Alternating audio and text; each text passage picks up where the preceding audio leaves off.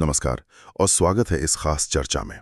आज हमारे सामने प्रिंटर की दुनिया से जुड़ी कुछ दिलचस्प जानकारी है और हम इसमें गहराई से उतरेंगे। बिल्कुल। स्रोत हमें 9 अलग अलग तरह के प्रिंटरों के बारे में बताते हैं। Inkjet, laser, 3D, LED, dot matrix, solid ink, multifunction, thermal और प्लॉटर। तो हम देखेंगे ये कैसे काम करते हैं, इनके क्या फायदे हैं, क्या नुकसान हैं, और असल जिंदगी में ये कहाँ फिट होते हैं ना। हाँ बिल्कुल। तो शुरुआत करते हैं सबसे जाने पहचाने प्रिंटर से, जो शायद कई घरों में मिल जाएगा, इंकजेट प्रिंटर। ये नॉन इम्पैक्ट कैटेगरी में आते हैं, मतलब कागज पर कोई सीधी टक्कर या दबाव नहीं। जी हाँ, ये काम करते हैं स्याही की बेहद छोटी बूंदों को कागज पर स्प्रे करके। आप सोचिए जैसे हजारों नन्ही पिचकारियां मिलकर अक्षर और तस्वीरें बना रही हों। अच्छा। 1976 में HP ने इसका आविष्कार किया था और फिर 80s में ये आम लोगों तक पहुंचे। घर और छोटे ऑफिस के लिए, खासकर जहां रंगीन प्रिंटिंग या फोटो वगैरह प्रिंट करने हो, ये बहुत पॉपुलर हुए। हाँ, रंगीन प्रिंटिंग की बात आई तो इनमें आमतौर पर 4 मूल रंग होते हैं: सियान, मजेंटा, पीला और काला, CMY के जैसे कहते हैं। जिन से बाकी सारे रंग बनते हैं। और आजकल तो इन्हें कंप्यूटर से जोड़ना भी आसान है, तार से या बिना तार के, मतलब वाईफाई से। बिल्कुल। कैनन पिक्समा या HP डस्कजेट जैसे मॉडल तो काफी कॉमन है। बिल्कुल। लेकिन सिर्फ आसानी ही सब कुछ नहीं है ना? इसके फायदे क्या हैं असल में? देखिए, सबसे बड़ा फायदा है इनकी शुरुआती कीमत। ये खरीदने में अक्सर सस्ते होते हैं, तो घर के बजट में आसानी से फिट हो जाते हैं। हाँ, ये तो है। इस्तेमाल में भी आसान है, कोई खास टेक्निकल नॉलेज नहीं चाहिए। और हाँ, ये लेजर प्रिंटर की तुलना में शांत होते हैं। अच्छा। साइज में छोटे होने से घर में कहीं भी रखे जा सकते हैं। स्रोत ये भी बताते हैं कि इन्हें लगातार इस्तेमाल किया जा सकता है, मतलब ये रुक रुक कर चलने वाले नहीं है। लेकिन वो कहावत है ना, सस्ता रोए बार बार, महंगा रोए एक बार। ऐसा कुछ है क्या यहाँ? मतलब कमियां भी होंगी? हाँ, बिल्कुल है। स्रोत बताते हैं कि इनकी स्पीड लेजर के मुकाबले कम होती है, खासकर जब ज्यादा पन्ने निकालने हों। सही। और सबसे बड़ी बात, इनके कार्ट्रिज वो काफी महंगे पड़ते हैं। ओह हाँ, कार्ट्रिज। कभी कभी तो लगता है नए प्रिंटर से ज्यादा महंगा कार्ट्रिज आ गया। ये वो रेजर और ब्लेड मॉडल जैसा है, डिवाइस सस्ता लेकिन उसका सामान महंगा। बिल्कुल सही पकड़ा आपने। ये एक क्लासिक अभी पैसे बचाएं या बाद में वाली सिचुएशन है। और गीली स्याही सूखने में भी वक्त लगता है, तो वो फैलने का डर भी रहता है, स्मजिंग। जी, कम प्रिंट करने वालों के लिए इंकजेट ठीक है, लेकिन अगर प्रिंटिंग ज्यादा है तो पर पेज कॉस्ट बढ़ जाती है। तो अगर रफ्तार चाहिए और ज्यादा वॉल्यूम में प्रिंट करना हो तो शायद हमें लेजर प्रिंटर की तरफ देखना चाहिए। ये भी नॉन इम्पैक्ट है, पर इनका काम करने का तरीका बिल्कुल अलग है। हाँ, लेजर प्रिंटर स्याही की बूंदों की जगह लेजर बीम और सूखे पाउडर का इस्तेमाल करते हैं। उसको टोनर कहते हैं। टोनर, हाँ। लेजर बीम एक ड्रम पर इलेक्ट्रोस्टैटिक चार्ज से इमेज बनाती है। फिर टोनर उस चार्ज्ड वाली जगह पर चिपकता है और फिर गर्मी और दबाव से कागज पर फ्यूज हो जाता है। अच्छा, फ्यूज हो जाता है। इन्हें पेज प्रिंटर भी कहते हैं, क्योंकि ये एक बार में पूरा पेज तैयार करते हैं, लाइन दर लाइन नहीं। इसी से इनकी स्पीड तेज होते हैं। अच्छा, तो ये ऑफिस वगैरह के लिए ज्यादा सही लगते हैं? बिल्कुल। स्रोत बताते हैं कि 1971 में जेरोक्स के गैरी स्टार्कवेदर ने इसका आविष्कार किया था। जी। आजकल तो ये प्रिंटिंग, स्कैनिंग, कॉपी, फैक्स, मतलब सब कुछ कर लेते हैं। हाँ, ऑल इन वन। स्कूल, दुकान, हॉस्पिटल जैसी जगहें जहां तेजी से ढेर सारे साफ सुथरे टेक्स्ट डॉक्यूमेंट्स चाहिए, वहां ये बेहतर ऑप्शन है। इनकी रेजोल्यूशन भी अच्छी होती है, 600 DPI या ज्यादा। अक्षर एकदम शार्प आते हैं। बिल्कुल। फायदों में सबसे ऊपर है इनकी स्पीड और पर पेज कॉस्ट कम होना अगर आप ज्यादा प्रिंट करते हैं तो। टोनर कार्ट्रिज इंक कार्ट्रिज से ज्यादा चलते भी हैं। ये काफी भरोसेमंद और ड्यूरेबल भी माने जाते हैं। और प्रिंट करते समय ज्यादा शोर नहीं करते, कई बार तो इंकजेट से भी शांत। लेकिन हर टेक्नोलॉजी की तरह इसमें भी कुछ कमियां होंगी? हाँ, बिल्कुल। स्रोत कहते हैं कि इनकी शुरुआती लागत इंकजेट से ज्यादा होती है। जी, ये महंगे होते हैं खरीदने में। और ये हर तरह के कागज पर, जैसे हीट सेंसिटिव लेबल या खास फोटो पेपर पर, उतने अच्छे से काम नहीं करते। सही। साइज में भी बड़े होते हैं। एक बात थोड़ी चौंकाने वाली लगी, स्रोत का कहना है कि ये हाई क्वालिटी ग्राफिक्स ठीक से प्रिंट नहीं कर पाते। क्या ये सच है? मुझे लगा था लेजर ग्राफिक्स में भी ठीक होते हैं। ये एक दिलचस्प पॉइंट है। देखिए, आमतौर पर जो बिजनेस ग्राफिक्स होते हैं, चार्ट्स वगैरह, उनके लिए लेजर प्रिंटर काफी अच्छे माने जाते हैं। शायद स्रोत का इशारा बहुत कॉम्प्लेक्स फोटोरियलिस्टिक इमेज या आर्टवर्क की तरफ है, जहां रंगों की बारीकियां बहुत जरूरी होती हैं। अच्छा। उन मामलों में हाँ, हाई एंड इंकजेट प्रिंटर शायद बेहतर परफॉर्म करें, लेकिन नॉर्मल ऑफिस ग्राफिक्स के लिए लेजर बढ़िया है। ठीक है। और हाँ, ये इंकजेट से ज्यादा बिजली खाते हैं, खासकर जब वो गर्म हो रहे होते हैं वार्म अप टाइम में। चलिए, अब पारंपरिक प्रिंटिंग से हटकर कुछ बिल्कुल नया देखते हैं। 3D printer. ये तो जैसे साइंस फिक्शन को हकीकत बना रहा है। कागज पर छापने के बजाय ये चीजें ही बना देता है। सही कहा आपने। ये एडिटिव मैन्युफैक्चरिंग तकनीक पर काम करता है, यानी परत दर परत मटेरियल जमा करके एक ठोस वस्तु बनाता है। मटेरियल कुछ भी हो सकता है, प्लास्टिक, रेजिन, मेटल पाउडर। अच्छा, परत दर परत। हाँ, किसी चीज को काटकर या घटाकर नहीं, बल्कि जोड़कर। सोचिए, एक डिजिटल डिजाइन सीधे आपके हाथ में एक फिजिकल ऑब्जेक्ट के रूप में आ जाए। कमाल है। इसका इस्तेमाल इंजीनियरिंग में प्रोटोटाइप बनाने, मेडिकल फील्ड में कस्टम इम्प्लांट या मॉडल बनाने, यहाँ तक कि ज्वेलरी और आर्ट बनाने में भी हो रहा है। वाह। 1984 में चक हल ने इसकी शुरुआत की थी। ये तो कमाल है। स्रोत इसके फायदे बताते हैं, बहुत फ्लेक्सिबिलिटी है, मतलब जटिल से जटिल डिजाइन बनाना संभव है। जी हाँ। जो शायद पारंपरिक तरीकों से बन ही ना पाए। हल्के होने की बात भी कही गई है। शायद मशीनें पोर्टेबल हो सकती हैं। कुछ हद तक हाँ। डेस्कटॉप 3D प्रिंटर आते हैं। इस्तेमाल में आसान और तेज बताया गया है यहाँ। तेजी का मतलब शायद पारंपरिक मैन्युफैक्चरिंग से प्रोटोटाइप बनाने की रफ्तार से होगा, न कि कागज प्रिंटिंग से। हाँ बिल्कुल, प्रोटोटाइपिंग में तो इसने क्रांति ला दी है। घंटों या दिनों में प्रोटोटाइप तैयार हो जाता है, जहां पहले हफ्तों लगते थे। और ये टिकाऊ होते हैं, ऐसा भी लिखा है। मशीनें टिकाऊ हो सकती हैं, लेकिन चुनौतियां भी कम नहीं हैं। अच्छा, क्या है वो? देखिए, इस्तेमाल होने वाले मटेरियल अभी भी सीमित हैं और महंगे हो सकते हैं। मशीन चलाने और फिर प्रिंटेड ऑब्जेक्ट की फिनिशिंग में, मतलब पोस्ट प्रोसेसिंग में, मेहनत और लागत लग सकती है। बिजली की खपत काफी ज्यादा है, क्योंकि मटेरियल को पिघलाना या फ्यूज करना पड़ता है। और तकनीक तेजी से बदल रही है, तो आज की मशीन कल पुरानी हो सकती है। ये अभी भी एक तरह से विकास के दौर में है। समझ गया। अब एक और तकनीक जो लेजर जैसी है, पर थोड़ी अलग, LED प्रिंटर।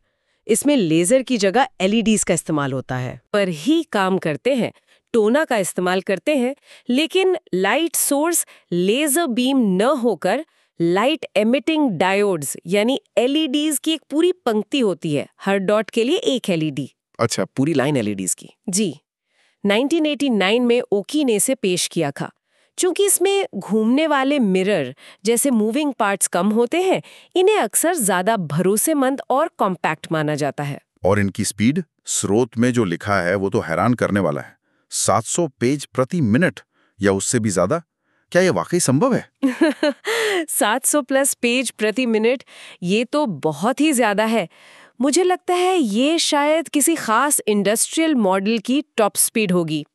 आम ऑफिस LED प्रिंटर्स भी लेजर जितने या थोड़े तेज हो सकते हैं, लेकिन 700 तो आम नहीं है। हाँ, मुझे भी यही लगा। फिर भी इनके फायदों में संभावित तेज गति, कम बिजली खपत, LEDs लेजर से कम ऊर्जा लेती हैं और संभावित कम लागत शामिल है। स्रोत में 3D सामग्री प्रिंट करने की क्षमता का भी जिक्र है, जो कि थोड़ा अजीब है।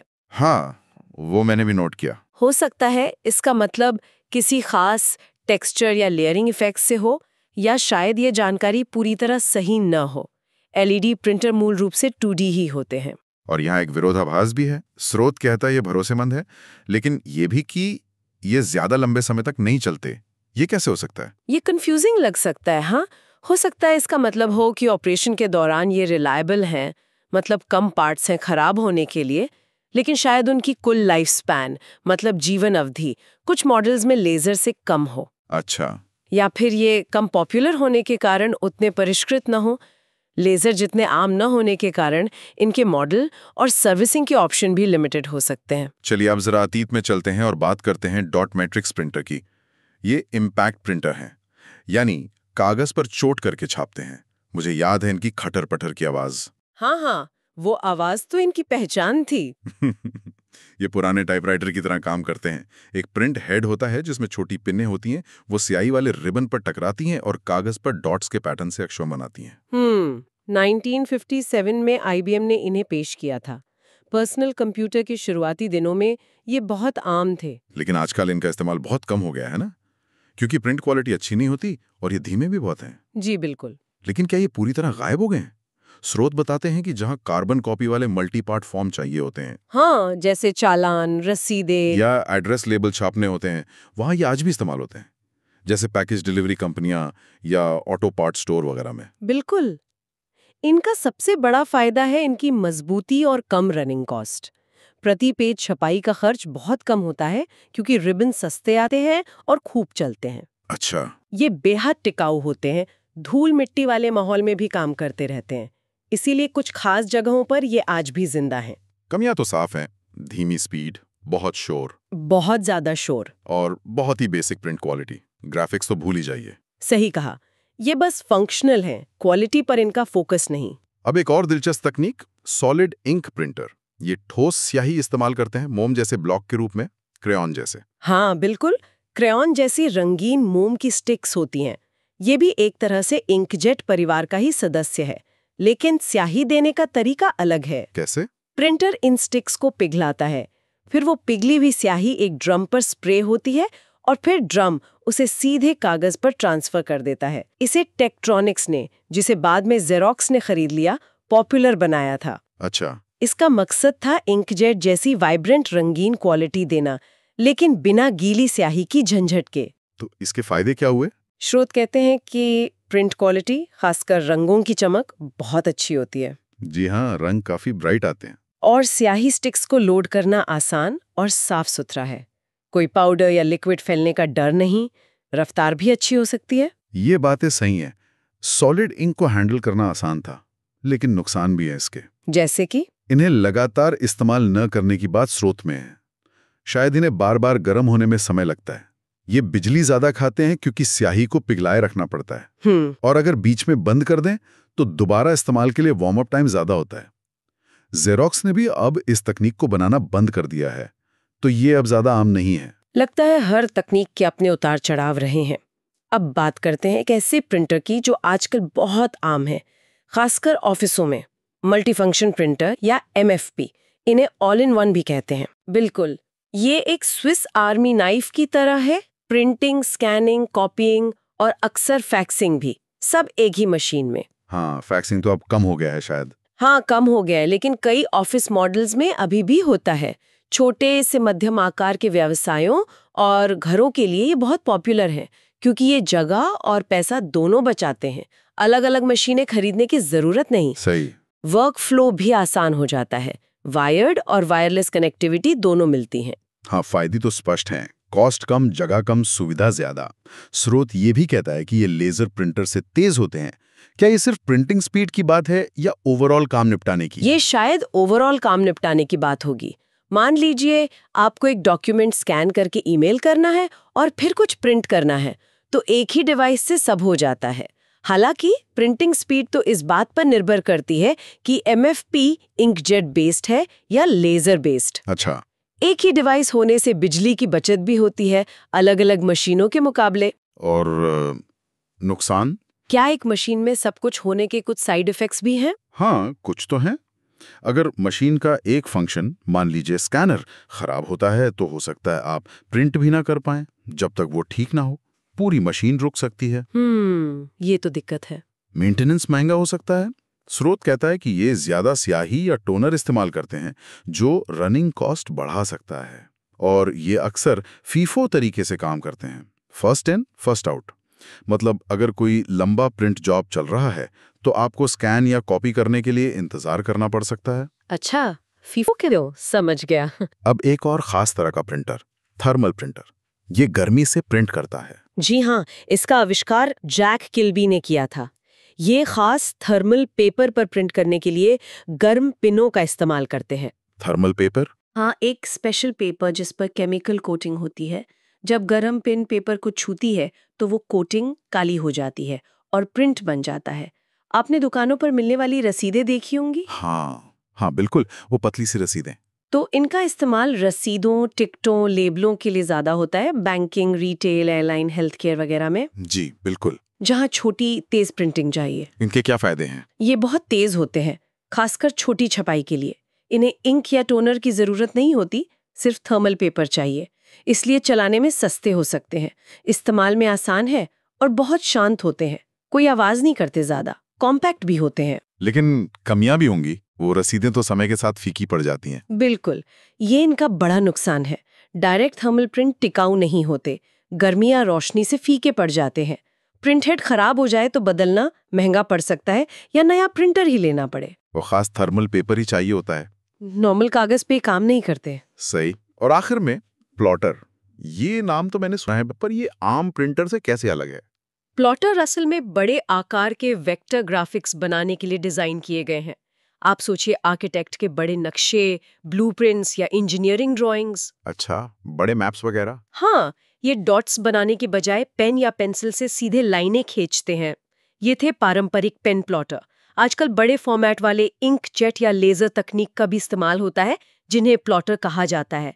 इनका आविष्कार 1953 में हुआ था। तो इनका मुख्य काम है बड़े साइज की हाई क्वालिटी ड्राइंग या डिजाइन बनाना। स्रोत ये भी कहता है कि ये कागज के अलावा पतली शीट मेटल, प्लास्टिक, एल्यूमिनियम जैसी चीजों पर भी काम कर सकते हैं। हाँ, कुछ खास तरह के प्लॉटर कटिंग का काम भी करते हैं, जैसे विनाइल कटिंग प्लॉटर, जो साइन बोर्ड वगैरह बनाने में इस्तेमाल होते हैं। हाँ। तो ये अलग अलग मटेरियल पर काम कर सकते हैं, प्लॉटर के टाइप पर निर्भर करता है। फायदा है बड़ा साइज और एकदम सटीक लाइन वर्क। और नुकसान मैं अंदाजा लगा सकता हूँ, साइज और कीमत। बिल्कुल सही, ये बहुत बड़े होते हैं, रखने के लिए काफी जगह चाहिए और बहुत महंगे होते हैं। ये आम यूजर के लिए नहीं है, बल्कि खास प्रोफेशनल कामों जैसे आर्किटेक्चर, इंजीनियरिंग या ग्राफिक डिजाइन स्टूडियोज के लिए है। तो हमने देखा कि प्रिंटर की दुनिया कितनी विविध है, मतलब कितना कुछ है इसमें। कोर में तकनीक का फर्क है, इम्पैक्ट बनाम नॉन इम्पैक्ट, स्याही के प्रकार, गीली, सूखी, ठोस, गर्मी से बदलने वाली। और बनाने का तरीका भी। हाँ 2D image, 3D object, vector line. हाँ, इनके आधार पर ही स्पीड, कॉस्ट, क्वालिटी और उपयोग के क्षेत्र तय होते हैं। कोई एक बेस्ट प्रिंटर नहीं है, बल्कि हर जरूरत के लिए एक सही प्रिंटर है। सही कहा। इंकजेट घर के लिए कम लागत में रंगीन ऑप्शन देता है, तो लेजर ऑफिस में तेजी और ज्यादा वॉल्यूम संभालता है। 3D प्रिंटिंग इनोवेशन के नए दरवाजे खोल रही है, तो थर्मल और डॉट मैट्रिक्स अपनी खास जरूरतों को पूरा कर रहे हैं। बिल्कुल। मल्टीफंक्शन सुविधा देता है और प्लॉटर बड़े स्पेशलाइज्ड कामों के लिए है। इस जानकारी से किसी के लिए भी अपनी जरूरत के हिसाब से सही चुनाव करना आसान हो जाता है। वाकई में यह प्रिंटिंग टेक्नोलॉजी का एक दिलचस्प सफर था।